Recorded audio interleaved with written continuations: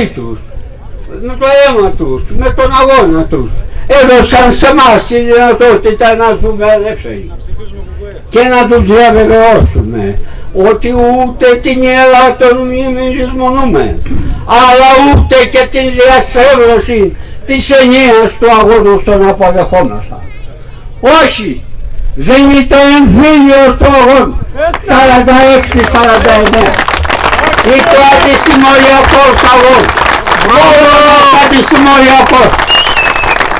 Ο εμφύλιος πόλεμος, αγαπητοί ευλαβείς προσκυνητές, διεξάγεται εντός ενός και του αυτού κράτους.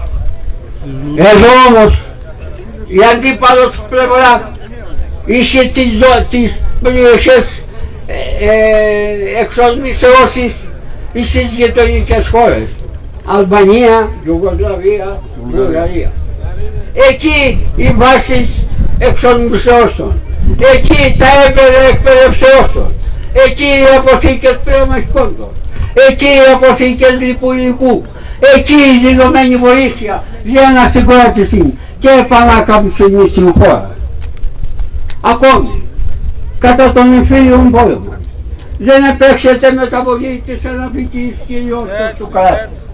Εδώ όμως, εκείνοι είχαν δεσμευτεί με υπογραφή, ας μην το ξεχνάμε, πέμπτη ολομέλεια λέγεται, το θυμόμαστε εμείς.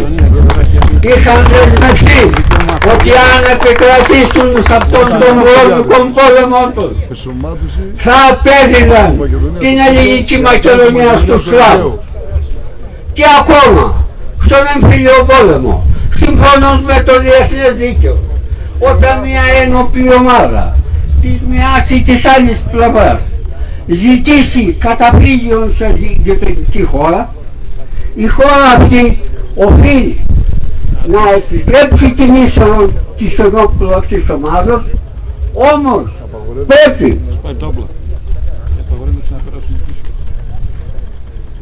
να προβεί αμέσως εις τον αφοπλισμό του τμήματος και εις τοποθέτηση των μελών του τμήματος σε στρατόπεδο συγκεντρώσεων. Εδώ όμως όχι μόνο αφοπλισμός δεν γινόταν, όχι μόνο εγκλισμός σε στρατόπεδο δεν γινόταν, αλλά απέναντίας τους παρήσχετο κάθε δυνατότητας και κάθε υποστήριξης για να επανέλθουν στην χώρα. Πού τον είδαν λοιπόν τον εμφύλιον πόλεμο αυτοί που λέγουν και θέλουν να τον λέγουν έτσι? Ας είναι. Ας είναι. Γιατί υπάρχουν δυστυχώς λέγεται και μερικοί ακόμη, ίσως ολίγοι, ίσως ελάχιστοι, ίσως ανάξιοι, οι οποίοι θέλουν να τιμούν τους άλλους, να τιμούν δηλαδή εκείνους που αδικοπράγησαν, εκείνους που εγκρέμισαν, εκείνους που κατέστρεψαν, εκείνους που ευασάνισαν, εκείνους που κάναν δολοφονίες και προδοσίες.